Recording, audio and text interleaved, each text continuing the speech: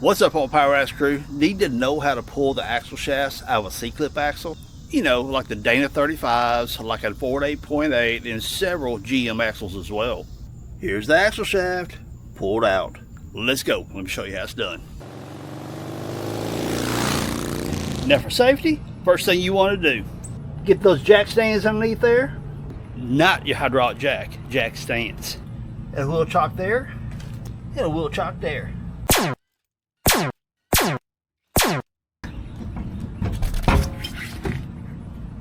Little tip for you, my impact wasn't quite strong enough to break these things loose, so I had to put my breaker bar on there to break them loose. But when I did that, my axle was wanting to turn. Take you another wheel chock, you got the two up front holding the Jeep in place, take you another one, bam, jam it inside there, it'll hold that tire in place, break them loose, run your lug nuts off. Or get you an impact that's strong enough to do it on its own, whichever. So to get the caliper off, 12mm socket, right here, and right there, take them out. And set it on your leaf spring for now. But whatever you do, do not let it hang by the hose. That will damage your soft hose. Then pull your rotor off. I gotta take off the passenger side as well. Ain't no need me a video on that, it's just like the driver's side. So I'm gonna get it busted out, be back in a minute. And ta-da! By movie magic, it's off. But now we gotta get the axles out of it. In order to get the axles out, we gotta drain the differential fluid. Because the 8.8 has C-clips. So you gotta pull the differential cover off, pull out a pin, push the axles in, pull the C-clips, you'll see. So let's get on it. Now if you put your jack stands under your frame, you'll be able to reach these top bolts a lot easier, but since I've got the jack stands under my axle, I'm going to do the ratchet on the upper one and my rusty skid plate. I gotta make sure I don't cut my hand on. Now what you want to do is just kind of go around your cover and break them loose. Don't want to go ahead and start snatching your bolts out just quite yet. Because what you want to do, once you get all your bolts broken loose, you got to little by little back your bolts out, and you want to get your screwdriver and crack this cover loose from the differential. You can control how fast your fluid comes out of the differential. Otherwise, you're going to get a face full of differential fluid, and yeah, that ain't fun. Stuff stinks bad enough without having to wear it. Okay, so I've got them all broken loose now. I'm going to back them all out. Maybe a turn and a half, something like that. The upper ones, you can back them out a little bit more if you want to. But as of right now, don't take any of your bolts completely out. And here we go. A little gentle pry here and there as you go around. There we go. I heard it make that sound. Uh-oh, we got leakage. Okay, back my bolts out a little bit more. This is also one of those things too that, again, as I mentioned, don't take all your bolts out yet. Because I've seen people take the bolts completely out of the cover, then pry the cover, break it loose, and they were wearing this stinky stuff. And I just said, I told you. I know some of you seasoned mechanics like, oh, I can smell a video.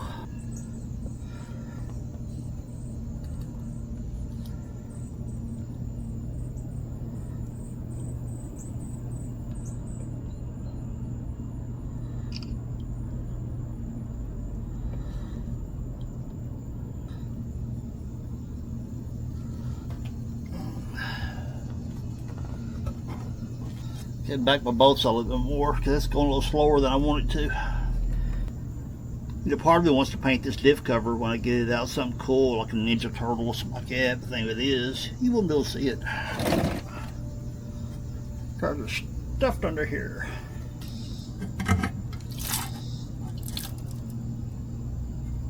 Whew. They say you can't smell a video? Right.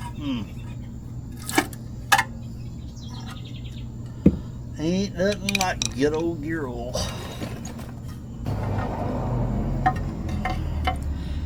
Then you seen that top bolt right here? I still had it up there holding the cover in place.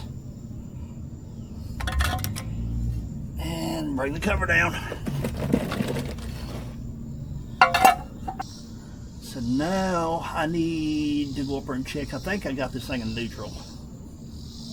But I need to see if I can turn it. No, maybe I don't. Okay, I need to go put this thing in neutral, and there is a bolt I'm trying to get to pull the center pin out.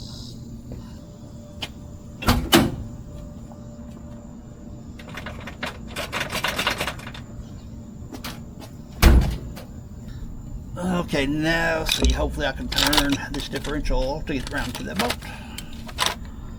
I've got lights in my way.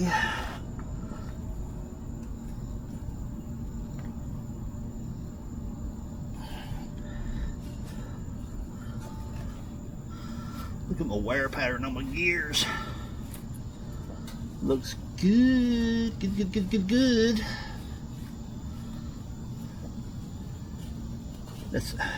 These gears have got a little bit of pitting on them. And for some people that would freak them out, scare them to death because the gears aren't perfect. But my wear pattern looks great. But yeah, like I said, the gears have got a little bit of pitting on them, like its rear end's been underwater at one point or something. But I did pull this rear end out of a junkyard.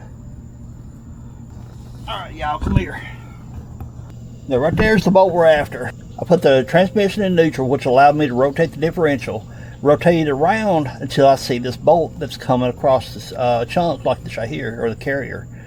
This bolt holds this pin in place. This pin keeps the axles from coming in together and losing the C-clip. So basically what you got to do here is, I got to put the Jeep back in gear so it prevents the differential from turning. The 8mm wrench takes that out. So I'm gonna put this thing back in gear. Now put the Jeep back in first gear, and there we go. I break the bolt loose.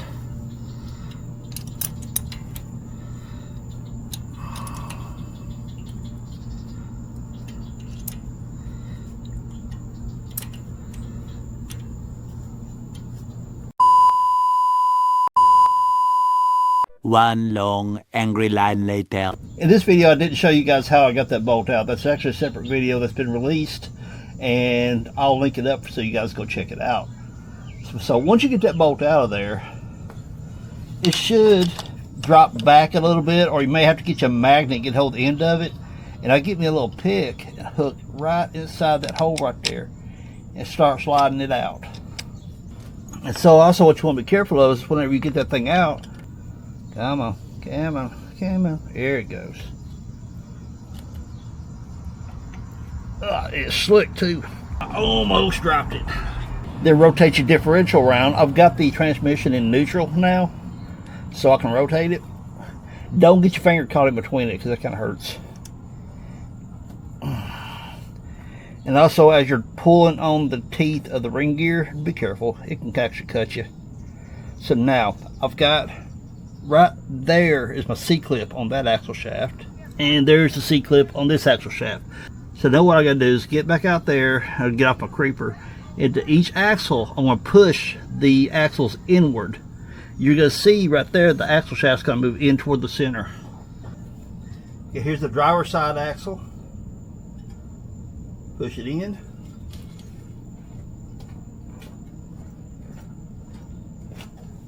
Here's the passenger side axle. Pushed in.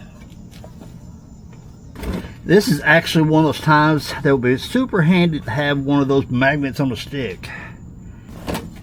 So now I'm going to turn the ring gear. That one may come out, hopefully, but that spring may be slightly in the way. We'll see. Okay, I've turned it a little bit. Turn it a little bit. You know, I've got one of those magnets on a stick at work. It don't do me a whole lot of good here. So I'm just rotating that around so I can see exactly where I need to position it. Come on, baby. There she goes. And of course it falls right down in the middle of, right there. Look at that. Good thing I'm doing this too, because I really need to change the grease in this diff. But it falls right into that slime. So convenient. Then we're taking this one. You can take your pick tool or screwdriver, whatever it is you're using, and hook it into that groove and shimmy that axle back and forth a little bit. So now right there's the gap, as you can see. So now I'm going to push that C-clip around. Do it just like we've done the other one. See, we're rotating. See, we're about 90. Come on, come on. You can do it. Oh, right there, come on. Let's not fall in the slime. There we go. Ta-da! Both C-clips out. Now we're looking at the driver's side axle here, and you can tell by I put a D right there. I have a wrap tape around it. Now why would I do that?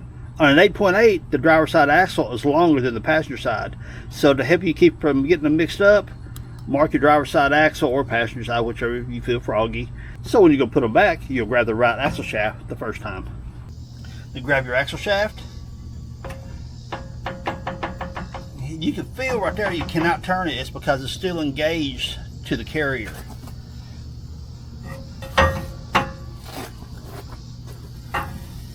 Slide it on out. Ta-da! Axle shaft's out. Grab the end of your axle shaft. Slide it on out. Ta-da! Axle is out. And check your wheel bearings while you're there. Make sure they feel smooth. This axle ran great, so I'm not worried about it. So since you got the axles out, I want to show you how to put them back in real quick. Now let's just say you went to the junkyard and pulled them from a Ford Explorer. Now you can take them home, put them in your 8.8 swap Jeep. Now putting them back in sometimes is not as straightforward as pulling them out. Now in this next shot, I'll show you what I mean. Sometimes it can be a bit cranky going back in. Right there and right there is your spider gears that the cross pin goes through. Then you got spider gear here and here that the axle shaft goes into, the splines.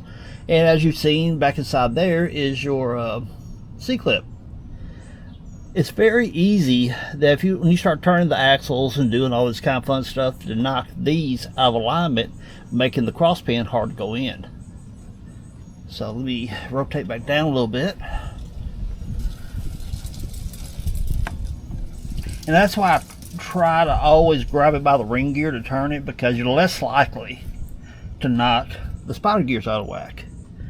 But I'm not saying you won't, because I think that spider gear moved a little bit. Let's check and see. At least it looks like it from here. So what I do is I take my cross pin, and sure enough, it did move just a little bit. Oh no, what do I do? I'm stuck. I can't get my differential back together. Relax, it's all good. Okay, so what you do is take a little gander up inside there.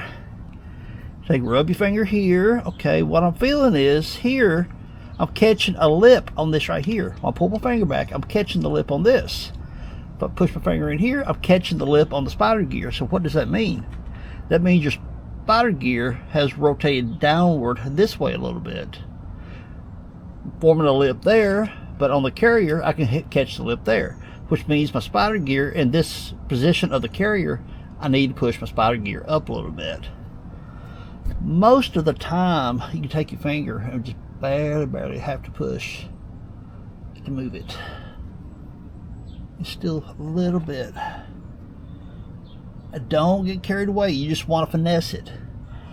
Okay, I felt it move a little bit.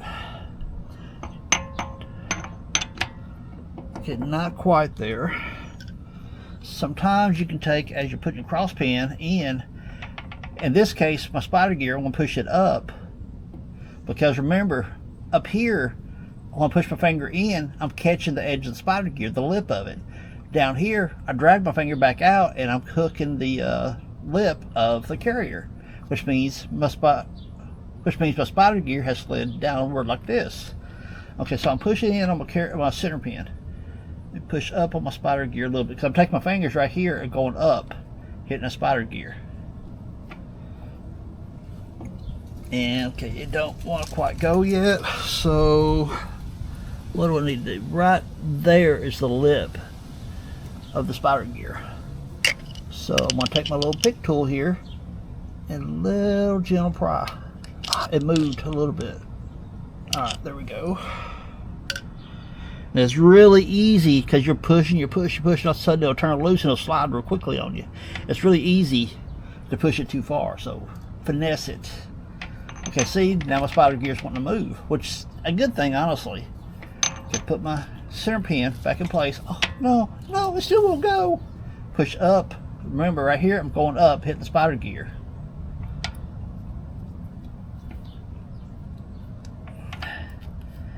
Okay, so I gotta check it again. Which way is my lip? Okay, it's definitely closer. Okay, right on this side over here, the spider gear was this way a little bit. And there's also a shim. Most of the time there's a shim between the spider gear and the carrier. Sometimes you got to deal with it as well.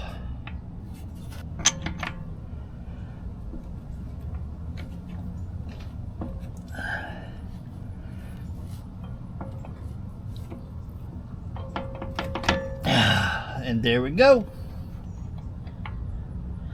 Now it's going this far, and let's see, that cross pin here, this side right here does not have the chamfer on it. So take your bolt, your cross pin bolt, rotate the cross pin, because right here you got a chamfer on this hole. See that little chamfer area right there? Whenever you put your cross pin bolt in here, that little chamfer area allows it to go into that much easier. Okay, so as you push your cross pin in, very likely that if you knocked this spider gear out of whack, the back one maybe also be out of whack. So push, and of course it is. Okay, so what do we do about that? Same thing, except now we got to rotate the carrier and see if we can figure out how this spider gear's out of whack. I can feel the end of the cross pin, because see right there, I can push it up. So I push it up a little bit, and I feel the inside of the spider gear right here, where it's going into the carrier. And take your finger tip like right here, or back your fingernail, and just go around it and see where it hangs up at. Because you push in, you feel a lip, just like the front spider gear here. You feel a section where the spider gear is not in alignment, then you can take and push it one way or another to get it in alignment. And sometimes too, you can see if we can rock our carrier and get it to go in, because it is so close. And as you're rotating, it's super easy to get your finger caught between that ring gear and the housing, and it hurts. So be careful.